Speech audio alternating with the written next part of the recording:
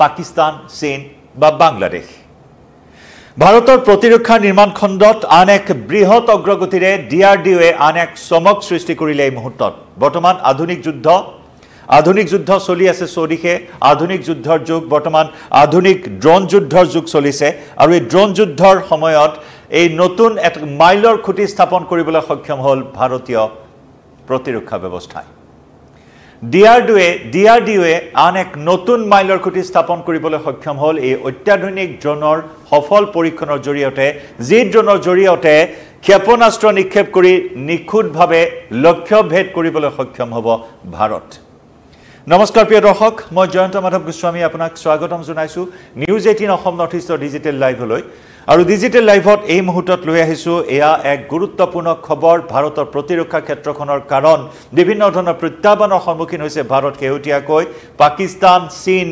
বাংলাদেশ চুবুৰীয়া এই দেশসমূহৰ পৰা বিভিন্ন ধৰণৰ প্ৰত্যাহ্বানৰ সন্মুখীন হৈ আহিছে আৰু তাৰ বাবে নিজৰ ভৌগোলিক অখণ্ডতা সুৰক্ষিত কৰাৰ বাবে ভাৰতে কোনো ধৰণৰ সুৰুঙা ৰাখিব বিচৰা নাই। আধুনিক যুদ্ধত ফেৰ মাৰিব পৰাকৈ সকলো ৰণকৌশল ইতিমধ্যে ভাৰতে সাজু কৰি ৰাখিছে। এটাৰ পিছত আনটো কাৰিকৰী প্ৰযুক্তিৰে, উন্নত প্ৰযুক্তিৰে, ইলেক্ট্ৰনিক ৱাৰফেয়াৰেৰে চমক সৃষ্টি কৰি আহিছে ভাৰতে। আৰু তাৰে অংশস্বৰূপে DRDOয়ে কালিৰ দিনটোত এক বিশেষ পৰীক্ষণ সফলতাৰে সমাপন কৰিবলৈ সক্ষম হয়। এক অত্যাধুনিক ড্ৰোন, এই অত্যাধুনিক ড্ৰোনৰ সফল পৰীক্ষণ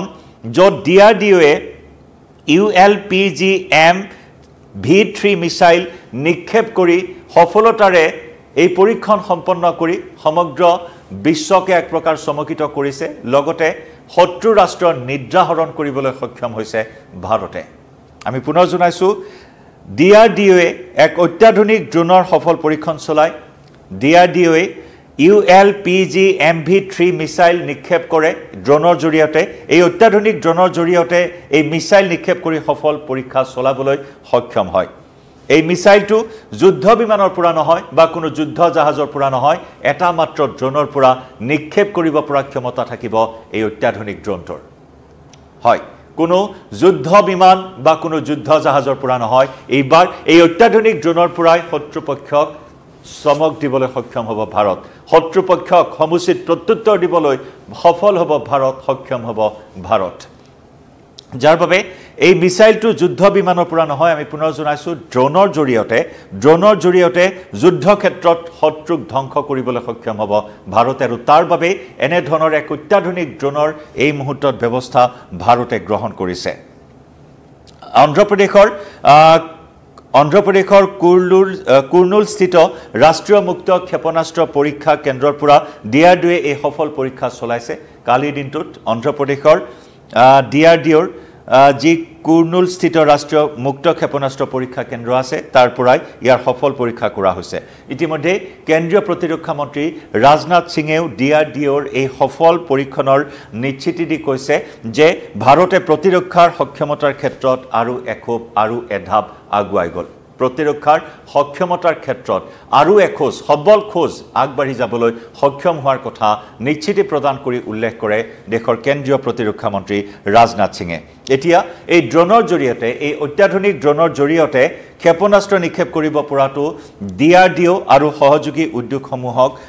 উদ্যোগসমূহে সফল কৰি তোলাৰ বাবে প্ৰতিৰক্ষা মন্ত্ৰীগৰাকীয়ে ধন্যবাদ জ্ঞাপন কৰে, তেওঁলোকক কৃতজ্ঞতা জ্ঞাপন কৰে।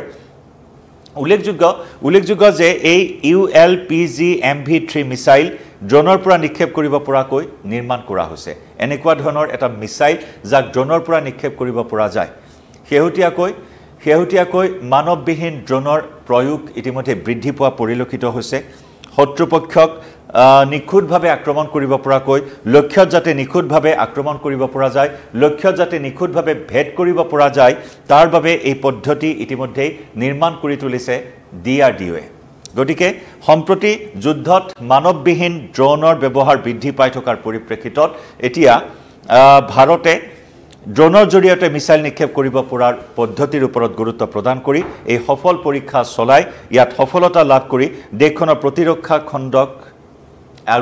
আৰু এখোপ আগুৱাই লৈ গ'ল। দেশখনৰ প্ৰতিৰক্ষা খণ্ডত ভাৰতৰ শক্তি আকৌ এবাৰ প্ৰমাণ কৰিবলৈ সক্ষম হ'ল। অৰ্থাৎ প্ৰতিৰক্ষা নিৰ্মাণ খণ্ডত আৰু এটা বিশেষ মাত্ৰা লাভ কৰিব মিছাইল নিক্ষেপ কৰিব পৰা। আমি পুনৰ জনাইছোঁ ULPGM-V3 ULPGMV3 মিসাইল এনেদৰে প্ৰস্তুত কৰা হৈছে যাক ড্ৰোনৰ পৰা শত্ৰুৰ ৰাষ্ট্ৰত বা যুদ্ধ ক্ষেত্ৰত প্ৰয়োগ কৰিব পাৰি যুদ্ধ ক্ষেত্ৰত শত্ৰুক ধ্বংস কৰিব পাৰি এনে ধৰণে ডিজাইন কৰা হৈছে আৰু এনে ধৰণেৰে ডিজাইন কৰা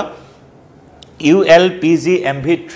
এই অত্যাধুনিক ড্ৰোনৰ জৰিয়তে আমি পুনৰ জনাইছো কালি অন্ধ্ৰপ্ৰদেশৰ পৰা সফলভাৱে পৰীক্ষণ সম্পন্ন কৰিবলৈ সক্ষম হয় আৰু যাৰ বাবে প্ৰতিৰক্ষা মন্ত্ৰীগৰাকী গভীৰ আত্মবিশ্বাসেৰে কৈছে যে দেশৰ প্ৰতিৰক্ষা খণ্ডত ইয়ে এক নতুন মাত্ৰা লাভ কৰিব শত্ৰু ৰাষ্ট্ৰক প্ৰতিহত কৰাৰ ক্ষেত্ৰত আধুনিক এই ড্ৰোন যুদ্ধৰ সময়ছোৱাত এই অত্যাধুনিক ড্ৰোনে ভাৰতৰ প্ৰতিৰক্ষাক বিশেষ শক্তি প্ৰদান কৰিব বুলি তেওঁ আত্মবিশ্বাসী ইতিমধ্যে বিশ্বৰ চতুৰ্থ শক্তিধৰ দেশ হিচাপে পৰিগণিত হৈছে ভাৰত চতুৰ্থ সামৰিক শক্তিধৰ দেশ হেউটিয়াকৈ কেইবাটা বৃহৎ প্ৰজেক্ট ভাৰতে হাতত লৈছে প্ৰতিৰক্ষা ব্যৱস্থাক শক্তিশালী কৰিবলৈ প্ৰতিৰক্ষা নিৰ্মাণ খণ্ডক অধিক শক্তিশালী কৰিবলৈ ৰাছিয়াৰ সৈতে কেইবাখনো চুক্তি ইতিমধ্যে স্বাক্ষৰ হৈছে বিশেষকৈ অত্যাধুনিক AK-203 এছাল্ট ৰাইফল নিৰ্মাণৰ কাৰখানা ইতিমধ্যে আৰম্ভ কৰা হৈছে উত্তৰ প্ৰদেশৰ আমেথি সমষ্টিত য'ত 1 মিনিটত 700 ৰাউণ্ড গুলি ফুটাব পৰা সেই অত্যাধুনিক ৰাইফল ভাৰতীয় সেনাই অহা 15 আগষ্টত লাভ কৰিব গতিকে তেনে ধৰণৰ এটা চিন্তা চৰ্চা কৰি আছে ভাৰতে একেদৰে যি ৰাছিয়া আৰু ভাৰতৰ যি যৌথভাৱে বিকশিত ভাৰতৰ থলুৱা প্ৰযুক্তিৰে বিকশিত ব্ৰহ্মস ক্ষেপণাস্ত্ৰ সেই ব্ৰহ্মস ক্ষেপণাস্ত্ৰ সুপাৰসনিক ক্ষেপণাস্ত্ৰক এতিয়া হাইপাৰসনিক ৰূপ দিয়াৰ বাবে এক বৃহৎ চুক্তি ৰাছিয়াৰ সৈতে সম্পন্ন হৈছে তাৰেও নিৰ্মাণ কাৰ্য ইতিমধ্যে ভাৰতত আৰম্ভ কৰা হৈছে সেই দিশৰ পৰা ভাৰত অত্যন্ত শক্তিশালী হ'ব যি সুপাৰসনিক মিসাইলে ব্ৰহ্মস মিসাইলে হাইপাৰসনিক মিসাইলৰ ৰূপ লাভ কৰিব ইতিমধ্যে অপাৰেচন সিন্দুৰৰ সময়ত ভাৰতৰ ব্ৰহ্মস মিসাইলে ব্ৰহ্মস ক্ষেপণাস্ত্ৰই সমগ্ৰ বিশ্বক চমকিত কৰিছে বিশ্বৰ শক্তিধৰ দেশসমূহে এতিয়া ভাৰতৰ ব্ৰহ্মসক সমীহ কৰিবলৈ আৰম্ভ কৰিছে গতিকে এনেদৰে ভাৰত শক্তিধৰ হৈছে একে সময়তে সুবুৰীয়া শত্ৰু ৰাষ্ট্ৰ চীন পাকিস্তানৰ সামৰিক গতিবিধি নিৰীক্ষণ কৰিবৰ বাবে অহা 2026 চনত ভাৰতবৰ্ষই মহাকাশলৈ প্ৰেৰণ কৰিব 52টাকৈ কৃত্ৰিম উপগ্ৰহ সামৰিক উপগ্ৰহ অৰ্থাৎ চোৰাংচোৱা উপগ্ৰহ প্ৰেৰণ কৰিব শত্ৰু ৰাষ্ট্ৰৰ গতিবিধি নিৰীক্ষণ কৰিবলৈ 2026 চনত প্ৰথমে প্ৰেৰণ কৰা হ'ব এই সামৰিক উপগ্ৰহ যি উপগ্ৰহীয় চোৰাংচোৱাৰ জৰিয়তে ভাৰতে শত্ৰু ৰাষ্ট্ৰৰ গতিবিধি নিৰীক্ষণ কৰিবলৈ সক্ষম হ'ব বিশেষকৈ ইলেক্ট্ৰনিক ওয়াৰফেয়াৰৰ জৰিয়তে অপাৰেচন সিন্দুৰৰ সময়ত ভাৰতে যথেষ্টখিনি সফলতা লাভ কৰিবলৈ সক্ষম হৈছিল ভাৰতে সমগ্ৰ বিশ্বক চমক সৃষ্টি কৰিবলৈ সক্ষম হৈছিল য'ত নেকি পাকিস্তানৰ প্ৰতিৰক্ষা প্ৰতিষ্ঠানসমূহৰ যি নেটৱৰ্ক আছে হিয়া জাম কৰি দিবলৈ সক্ষম হৈছিল হিয়া বিকল কৰি তুলিবলৈ সক্ষম হৈছিল সেই ইলেক্ট্ৰনিক ওয়াৰফেয়াৰৰ জৰিয়তে 22 মিনিট ধৰি স্থবিৰ কৰি তুলিছিল প্ৰতিৰক্ষা প্ৰতিষ্ঠানসমূহৰ সেই ব্যৱস্থা অচল কৰি তুলিছিল আৰু তাৰ পিছতে অপাৰেচন সিন্দুৰৰ জৰিয়তে পাক অধিকৃত কাশ্মীৰ আৰু তাৰ পিছত পাকিস্তানৰ হৃদপিণ্ডত গৈ আক্ৰমণ চলাইছিল ভাৰতে এতিয়া আধুনিক যুদ্ধৰ সময় গতিকে ভাৰতে সকলো ধৰণৰ আধুনিক পদক্ষেপ গ্ৰহণ কৰিছে আধুনিক যুদ্ধত আধুনিক ড্ৰোন যুদ্ধত মানৱবিহীন ড্ৰোনৰ এই ব্যৱহাৰৰ সময়ছোৱাত ভাৰতে এনেদৰে শক্তি গোটাইছে প্ৰতিৰক্ষা নিৰ্মাণ কেন্দ্ৰত এনেদৰে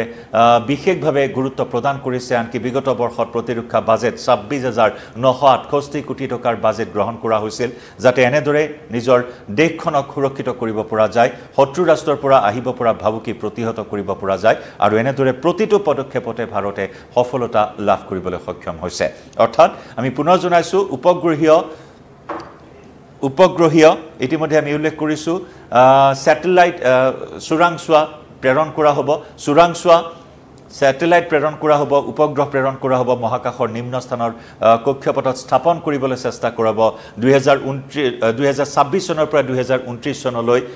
এই তিনিটা বছৰত সেই প্ৰকল্পক বাস্তৱত ৰূপ দিয়াৰ ইতিমধ্যে চিন্তা চৰ্চা কৰি আছে একেদৰে লাডাখৰ 13000 ফুট উচ্চতাত বিমান ঘাটি স্থাপন কৰা হৈছে যাতে ড্ৰেগনৰ গতিবিধি ভাৰতে নিৰীক্ষণ কৰিব পাৰে মুঠৰ ওপৰত কটু সুৰুঙা ৰখা নাই ভাৰতে আধুনিক যুদ্ধত খাপ খাব পৰাকৈ শত্ৰু ৰাষ্ট্ৰক প্ৰতিহত কৰিব পৰাকৈ শত্ৰু ৰাষ্ট্ৰ নিদ্ৰাহৰণ কৰি এইবাৰ আন এক মূৰৰ কামৰণি সৃষ্টি কৰিলে চীন পাকিস্তান বাংলাদেশৰ সন্মুখত ভাৰতে এই অত্যাধুনিক মিসাইল নিক্ষেপ কৰিব পৰা ড্ৰোনৰ সফল পৰীক্ষণৰ জৰিয়তে এতিয়া শত্ৰু ৰাষ্ট্ৰক বা যুদ্ধ ক্ষেত্ৰত এই ক্ষেপণাস্ত্ৰৰে ড্ৰোনৰ পৰাই নিখুঁতভাৱে লক্ষ্য ভেদ কৰিবলৈ সক্ষম হ'ব এতিয়াৰে পৰা ভাৰত প্ৰিয় দৰ্শক এনেকুৱা প্ৰতিটো খবৰ লৈ আহিম আপোনালোকৰ সন্মুখলৈ এই মুহূৰ্তত ডিজিটেল লাইভৰ পৰা বিদায় লৈছো নমস্কাৰ